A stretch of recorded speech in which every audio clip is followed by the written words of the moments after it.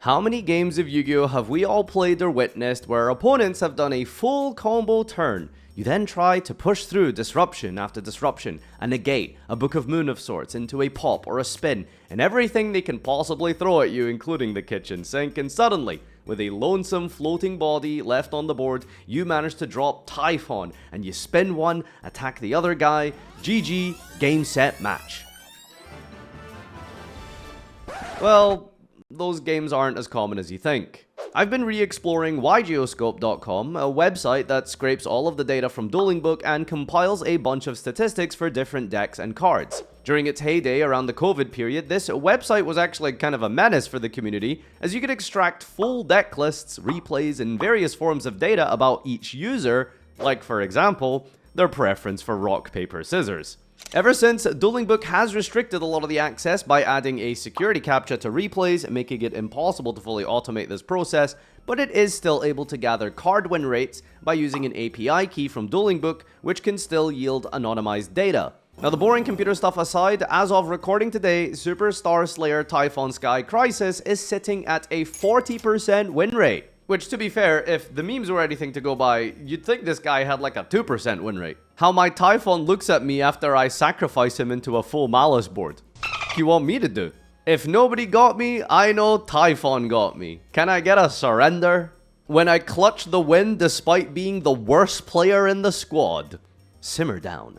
Super Ty for the free win. One garbage monster you control. During the turn or the turn after your opponent full combos, you can surrender. Well, today we're going to be discussing Typhon, one of competitive Yu-Gi-Oh's most disappointing cards.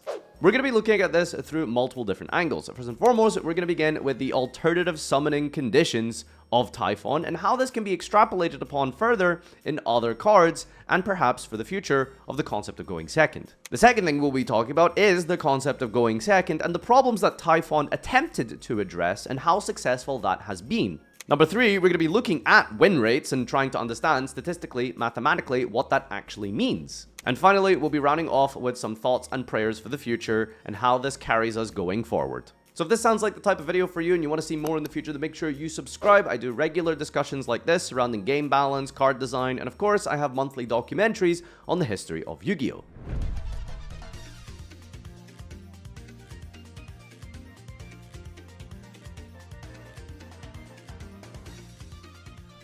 So why does Typhon exist? What are the design intentions behind this card, and what are the problems it was trying to alleviate? Now clearly the entire purpose of this card is to address going second in Yu-Gi-Oh! We've discussed this from a myriad of different perspectives on this channel, and I have a video here that you could check out once this one is done, to go down that rabbit hole if you're interested. But for now, let's focus our energy on Typhon specifically. Without a doubt, the most fascinating part of Typhon is the summoning condition. If your opponent has special summoned 2 or more times from the extra deck, you can just slap this guy onto the highest monster you control. Completely for free, as long as you just have a monster on the field, you can put him on top of it. It truly is a fantastic summoning condition, and it addresses problems twofold. Number 1, it punishes decks that swarm and overextend by using multiple extra deck summons. 2 monsters from the extra deck is a very relaxed summoning condition, but precisely fits the mold of modern Yu-Gi-Oh! Stop summoning monsters, please! Infernity players be like, top deck, Archfiend, special, effect add, special Thousand-Eyes, effect banish, special summon, special summon, special summon, special summon. Classic. We're not complaining about Infernity players in 2026, but you get the idea. But problem number 2 this tries to address is the relaxed summoning condition. You see, summoning a big boss monster isn't exactly the most unique, crazy, fun, amazing, special thing it is in Yu-Gi-Oh! As it used to be. However, summoning a big boss monster going second through a board and disruption and potential hand traps as well, that's a whole other discussion in and of itself. And this is exactly what Typhon was trying to address. Now, the drawback for Typhon's summoning condition is the attack restriction. Typhon specifically says that it can be only summoned on top of your largest monster. I'm sure you could probably relate to just how many times you've tried to set up maybe like a big powerful monster alongside the Typhon so that you can use that to counter your opponent's board and then have the Typhon deal with the opponent's board and your own boss monster to counter their clapback turn. But by using the highest monster attack usually means you're going to be using your most powerful monster as a material for the Typhon, sacrificing it in the process. When in an ideal world, you would want to put Typhon on top of a very useless floater, just the smallest, worthless type of leftover dregs that you've had after your opponent has tried to disrupt you. That would make much more sense. And alas, this brings us to the balancing of Typhon and how they have restricted Typhon to try and make it a little bit fair. Perhaps too fair. Now let's talk about the next effect of Typhon, and that is while this monster is on the field, monsters with 3000 or more attack cannot activate their effects. This was specifically, in the lore, I think, designed to counter the Melfi boss monster, Divine Arsenal Sky Thunder King Armageddon Lightning Double A Zeus. Leave a comment down below if you can guess which part of those titles I made up. Oh, and sometimes the floodgate effect is double-sided. Trust nobody, not even yourself. This is potentially the strongest part of Typhon. Being able to blanket restrict your opponent from even beginning to activate card effects is absolutely huge. You ever play against something like Elf Note where they can have things like Crystal Wing alongside a Baron, having Typhon just slapped onto your normal summon prevents either of those from being activated.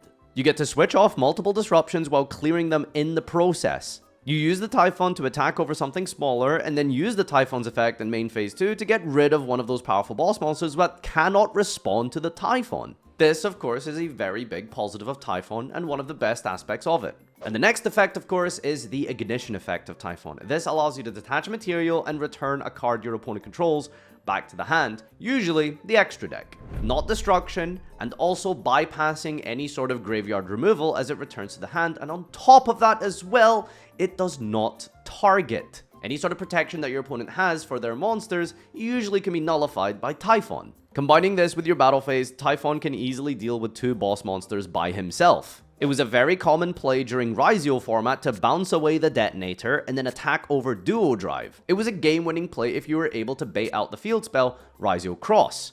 And yet somehow, some way, Typhon has kind of fallen short and just isn't anywhere near as powerful or as load-bearing on the format as one would think. Why is that?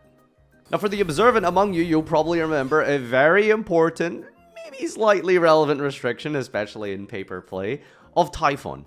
For legal reasons, that is a joke conducted for the comedic effect as part of the YouTube entertainment category. This is not to be taken as advice or encouragement for your next Yu-Gi-Oh! Duel. You cannot special summon, or even normal summon, for the rest of the turn if you summon Typhon with the way it was intended. And this really brings us to Typhon's greatest downfall. You can't punch over and bounce 2 boss monsters and proceed to go into full Fiendsmith combo. You can't even go SP pass afterwards. Typhon's biggest restriction is the inability to continue playing the game. I mean, even the normal summon restriction was ridiculous. Really? You can't normal summon after? And this encapsulates why I think this card was overbalanced in order to make it not so load-bearing on the format. Konami wanted this card to be a decent tool at the right time in the right deck against the right archetype without becoming a deciding factor in the entire scope of the metagame. In the same way that Maxi was a load-bearing force in early Macedo for years at 3 copies, imagine if Typhon didn't have the further summoning restrictions. Imagine if Typhon was a quick effect. Load-bearing, this card would be a centrifugal force of the format and the entire game would revolve around best usage of Typhon. Imagine slapping Zeus down onto the Typhon afterwards. Which I think was... surely that was the entire point, right? We all saw the same movie, didn't we? I'm so mad you can't do that play, like really? Now without going into a custom card pivot, I did want to make some suggestions as to what a future Typhon could potentially look like and what that would do for going second in Yu-Gi-Oh! Now we could theoretically incorporate one of the following suggestions I'm going to make, or all of them, or some of them, or none of them. Leave a comment down below with what your suggestions are and what you think could be interesting card design here. Number 1, let it be a quick effect. The biggest antagonist of Typhon that I've noticed over the last couple of years has been something as simple as just Masquerena into SP and then banishing it. Fairy Tail Snow has been very popular in Macedo for years as well, and just booking it immediately is essentially game ending. If at the very least, while your opponent controls a bunch of boss monsters that are switched off by its floodgate effect, you would be able to then chain the Typhon to at least get rid of one of them, I think would be absolutely massive, and that's even while including the restrictions of the summoning aspect of Typhon, not being able to normal or special for the rest of the turn. You would still, at an absolute minimum, get rid of a body. Suggestion number 2 is just straight up removing the summoning restrictions. You can normal summon and continue special summoning for the rest of the turn after you summon Typhon on turn 2. Now before you get a little crazy in the comment section with racial slurs, oh my god, you can't just ask Farfa why he's not white. Now you wouldn't need to remove it completely. Perhaps we could have made it so that you cannot special summon. Perhaps you cannot normal summon on the turn that you've summoned Typhon this way. There's lots of different ways that you could play around with this. Perhaps you can only summon one more time for, Zeus. I just really want to summon Zeus on top of Typhon. I don't know, man. Number 3, you could allow any monster to be used as material, not just the highest attack monster you control. This would alleviate some of the issues I mentioned earlier with having a boss monster that you can try and build alongside the Typhon, rather than having to sacrifice it for the Typhon. In 2019, the highest rated monster in all of Yu-Gi-Oh! Was Altergeist Hextia. Altergeist was in and out of the metagame throughout the year, but by and large existed predominantly as a very powerful rogue deck, existing around the outskirts of the metagame at the time of Salomon Great, Sky Striker, and Thunder Dragon. It was an okay deck. It was okay to very good into some of these decks, but one thing that always stuck out at me was just how ludicrously high the win rate was. I vividly recall Altergeist Hextia being somewhere around the mid 60% win rate. It just means that when Altergeist Hextia is summoned to the field, that duelist was going to win upwards of 65% of their duels, just by having the Hextia on the board. Now obviously there's a lot of context associated with that, so let's discuss it. The most important thing is that Altergeist wasn't that good of a deck in hindsight, and it wasn't mathematically or statistically very popular at all, getting a couple of tops here and there per event. But the thing is that Hexia represents a specific type of game state in Yu-Gi-Oh! The establishment of the turn 3 Altergeist turn cements its victory and plants its flag in the ground as the victor once it manages to prevent your opponent from playing the game and then establishes that Hextia. It's very hard to do it turn 1, but if played correctly, when summoned onto the field, it meant that Altergeist was so far ahead and was snowballing so much that placing the Hextia on the field represented consolidation of the duel. And around the COVID period, during the heyday of Borreload Savage Dragon, this card had a win rate of over 80%, because once you summoned Savage Dragon, it meant by this point in the duel, your starters, extenders, and most notably, the Halka Fibrax had resolved, and the player who resolved that first was in a very commanding position. Typhon is the opposite of these situations.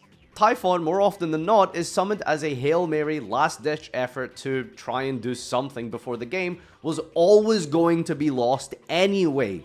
That's the biggest takeaway for those of you who are making memes and disrespecting my boy Typhon.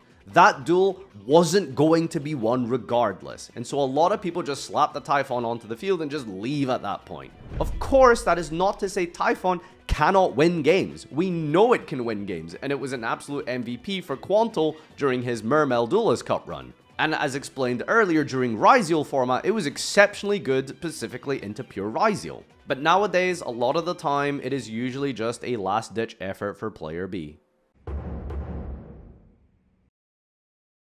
It feels like it's been a while now since we've had a real killer go-second card in Yu-Gi-Oh!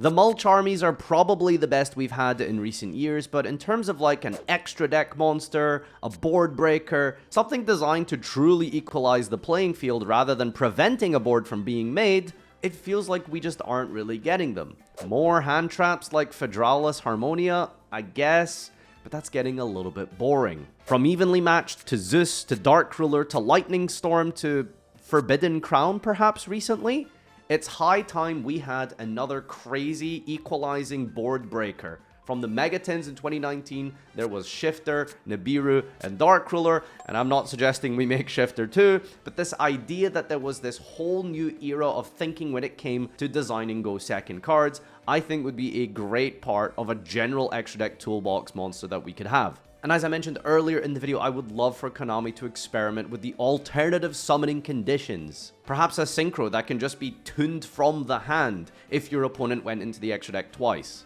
A fusion whose materials could be generic and just needs to be banished out of your graveyard for free in a Miracle Fusion style effect. A Link monster that can use its materials from the main deck if your opponent summoned 5 times. Crazy stuff like that is possible, provided that Konami are willing to write it into card text. because card text always supersedes mechanics of the game. Ladies and gentlemen, why did I just spend like 20 minutes ranting about Typhon and how much I love him and also hate him? Well, I just think it is such a cool card, and yet a little bit of a lost opportunity to try and do something really awesome and spectacular with it. Let me know what you think down below, subscribe for more, and we'll see you in the next one. Now, let's compare this to a Yu-Gi-Oh card that stumped me for. Don't show Endymion, don't show Endymion, don't show Endymion, do not show Endymion. I'm gonna insta-dislike and report this video if it's Endymion, okay? Please, don't do the typical YouTuber thing and show Endymion. a while. Superstar.